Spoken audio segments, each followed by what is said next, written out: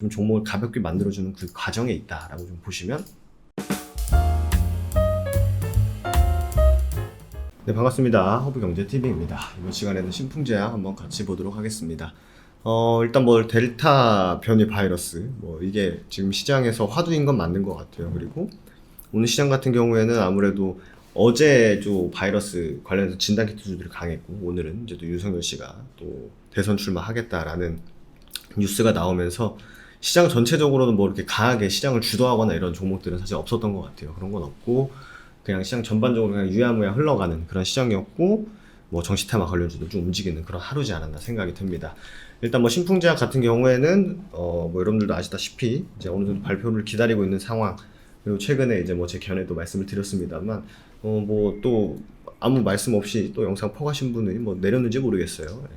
그런 거 다 저희가 또 신풍제약 또 회원들이 많기 때문에 그런 게 다 옵니다. 그래서 우리가 지킬 것만 잘 지켜주시면 좋을 것 같아요. 그리고 어제 제가 좀 댓글을 보고 좀 인상 깊었던 것들이 좀 있는 것 같아요. 아무래도 응원 많이 해주시고 그러셨는데 감사하다는 말씀 드리도록 하겠고, 제 견해에 대해서 여쭤보시고 답변하는 것도 물론 의미가 있을 수 있겠습니다만, 그래도 어떤 분께서는 그런 내용 때문에 오늘의 상황, 그 당일의 상황을 좀 알고 싶어서 매일매일 영상을 보는데 그게 좀 아쉬웠다라고 말씀하셔서 이제 철저하게 좀 종목 얘기로 많은 시간을 좀 할애하도록 하겠습니다. 그래서 뇌졸중이면 얼마 간다 이런 거는 나중 얘기니까 그 부분보다는 최근 이제 어차피 임상 발표가 많이 안 남은 걸로 생각이 되니까 어떻게 움직일 가능성이 높은지에 집중해서 좀 말씀을 드리도록 할게요.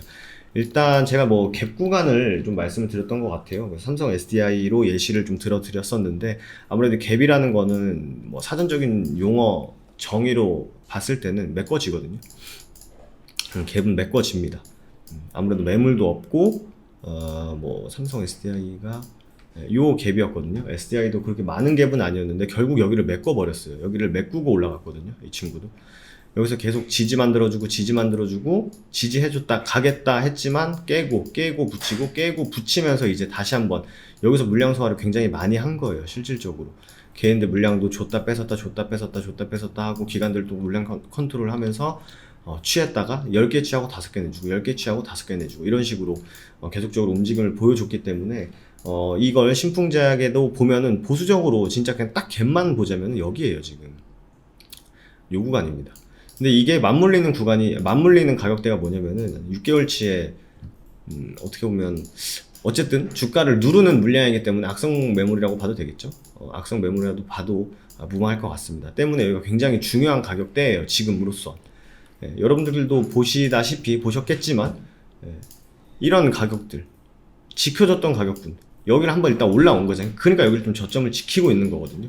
그리고 추가적으로 분봉에서 좀 디테일하게 보면은 이 구간 7만 원래는 저희가 75,000원을 봤었잖아요. 근데 분봉상으로서 좀 타이트하게 보면은 결국 이 구간에서 힘을 모으고 있다고 봐도 되거든요, 지금.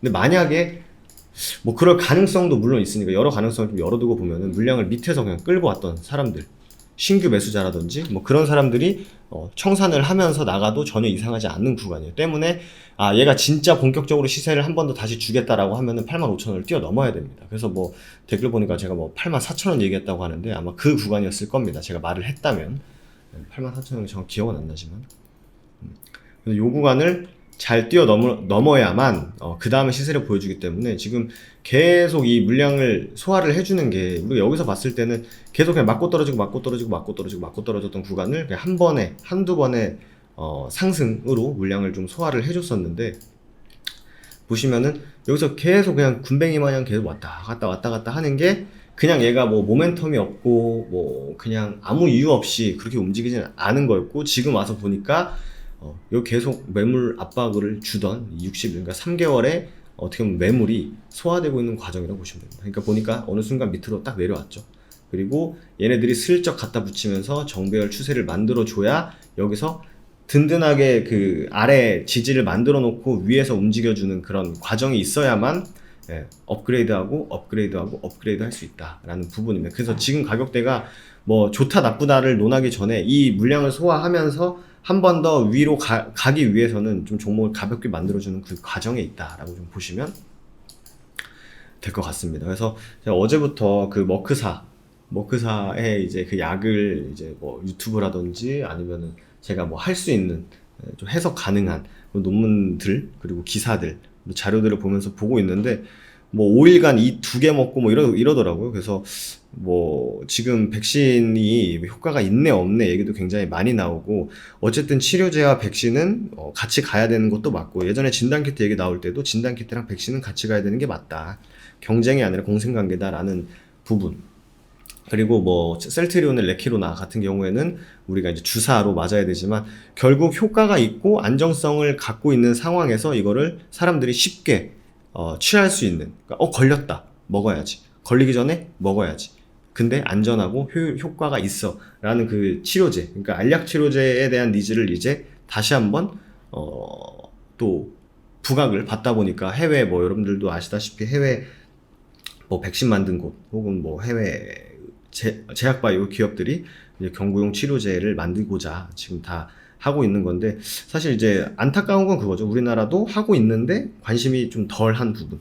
주식하는 사람들은 다 알지만 주식 안 하는 사람들은 모르는. 사실 주식을 몰라도 모더나, 화이자, 아스트라제네카는 어느 순간 이슈화가 되고 실질적으로 저희가 국민들한테 맞으면서 알게 되지 않았습니까? 그래서 그렇다고 해서 뭐 홍보를 해서 이런 게 있다라고 알리는 게 뭐 효과가 있을지는 사실 잘 모르겠어요. 있을지는 잘 모르겠습니다만 어쨌든 중요한 거는 주가가 올라가고 내려가는 것에 집중을 하는 게 맞다 보니까 임상 결과가 어떻게 나올지 그 부분도 확인해야 되고 제가 이제 어느 정도 제가 여러분들에게 제 생각과 그 머크사의 그 약을 설명할 수 있을 정도가 되면은 저 나름대로도 이제 비교를 해서 뭐 비교 우위? 비교 우위가 뭐가 더 나은지 뭐 제 관점에서 말씀드리고 뭐 비교 우위가 있을 때 없을 때 혹은 이게 뭐 우리가 선구매를 했을 때 아니면 임상 발표가 나왔을 때 그때마다 뭐 제 견해를 좀 말씀을 드릴 테니까 뭐 어제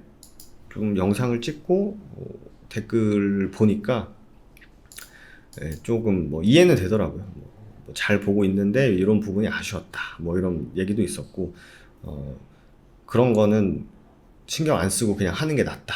그냥 뭐 당일의 견해라든지 움직임 그런 부분을 설명하는 게 훨씬 더 낫다.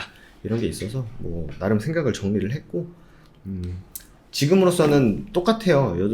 며칠 전에 저저번 주부터 말씀드린 이때의 움직임과 이때의 움직임은 명확하게 다른 건 맞다. 그리고 비중 관리하기 굉장히 좀 괜찮은 가격대다. 가격 구간이기도 하고 움직임이기도 하다라는 부분은 동일합니다. 그래서 뭐 오해하셨던 거는 이제 뭐 당장 뭐 이렇게 떨어진다라는 식으로 오해를 하신 거는 제가 아니다라고 뭐 어제 말씀드렸고 그리고 선반영 후반영에 대해서 일반화하는 건 아니지 않냐 이런 건데 일반화라는 게 무슨 뭐 일반화의 오류라는 굉장히 뭐 오류 중에 많은 사람들이 아는 그런 오류긴 한데 일단 뭐 저는 제가 보고 듣고 느끼고 제가 경험한 것만 가지고 말씀을 드리기 때문에 뭐 제 그 생각 선반영 후반영에 대해서는 뭐 크게 생각이 바뀌거나 그러지는 않았다라는 부분도 생각을 해주시면 좋을 것 같아요. 그래서 오늘은 뭐 특별한 움직임 사실 없었고 저는 반등 가능성이 있다라는 부분 최근에 가격 구간을 놓고 봤을 때는 반등 가능성이 있다라는 부분은 똑같이 말씀을 드렸었고 그리고 갭 구간 여기가 굉장히 중요한 이유도 삼성 SDI라는 종목을 통해서 말씀을 드렸고 여기가 갭 구간이라서 매물이 없으니까 쉽게 가겠다라고 생각하실 수 있는데 결국 여기가 저항이거든요. 천장이거든요. 지금 이 기준으로만 놓고 보면 여기를 잘 뛰어넘는 구간이 85,000원 또 90,000원 사이 구간이기 때문에 여기서 뚫을 때 아마 거래가 굉장히 많이 나올 겁니다. 그래서 그때 이 가격 구간을 넘어야 되는 가격 구간들이 많기 때문에 최대한 제가 차라리 발표를 늦춰서 뭐 옆으로 기던지 아니면은 이 주가를 컨트롤하는 그 어딘가에 있을 그 형님들 그 사람들한테 충분히 시간을 주는 게 훨씬 더 낫지 않을까라는 생각. 지금 그 관점은 동일합니다. 왜냐면 지금 며칠이죠? 하루, 이틀, 3일, 4일, 5일, 하나, 둘, 셋, 넷, 다섯. 이게 지금 2주째 이러고 있는 거잖아요. 근데 거래량 죽이고 옆으로 기고 뭐 저점은 높이고 고점은 살짝 뭐 맞춰가면서 밑에서 들어오는, 그러니까 예전에 같은 경우에는 주가가 밀릴 때는 10개가 떨어지면 5개밖에 못 사주는 상황이었기 때문에 매물 압박이 더 있었던 거거든요. 근데 지금은 이거는 좀 역전된 상황이죠. 누가 5개를 던져도 밑에서 7개에서 10개는 사주니까 저점을 지키고 저점을 높이고 많은 돈이 필요 없이도 주가를 지켜주는 그 흐름이 가능한 상황이기 때문에 수급은 좀 소화가 되고 있다라고 보는 게 맞는 것 같아요. 물량은 좀 소화가 되고 있다라고 보는 게 맞는 것 같고, 결국 이 구간을 어떻게 뛰어넘어 주는지가 굉장히 중요하다. 그리고 또 맞물리는 구간이기도 하니까 돈도 많이 쓸 거예요. 돈도 많이 필요할 거고, 돈도 많이 쓸 거고, 투심을 불러일으키고 개인 투자들 매수세를 같이 붙이려면은 모멘텀이 있어야 되는데, 그게 어떤 모멘텀일지는 당연히 뭐 우리가 기다리고 있는 모멘텀일지 아니면은 그냥 순환매 관점에서 오늘 백신 좀 움직였었거든요. 진단키트 쉬고, 진단키트 갈 때 백신 치료제 쉬고, 진단키트 못 가니까 백신 좀 가고, 치료제 좀 쉬고, 그리고 진단키트 안 가고 백신 안 가는데 델타 변이 바이러스 계속 나오면 치료제 한번 올 거거든요 또. 그때 그걸 모멘텀화 해가지고 움직일지, 아니면은 임상 이상에 대한 결과를 바짝 당겨서 모멘텀으로 쓸 건지는, 물론 뭐 시장이 판단하고 세력들이 판단하겠지만, 일단 제 생각은 차라리 다른 델타 변이 바이러스의 모멘텀을 가지고 움직이다가 임상 이상을 가지고 결정타를 날리는 게 훨씬 더 낫다라고 생각을 하고 있습니다. 그래서 뭐 차라리 발표를 계속 늦추는 게 훨씬 더 낫지 않나라고 생각이 됩니다. 그래서 이건 제 개인적인 생각이니까 참고해 주시고, 네, 뭐 홈페이지는 뭐 제가 따로 홍보 안 하겠습니다.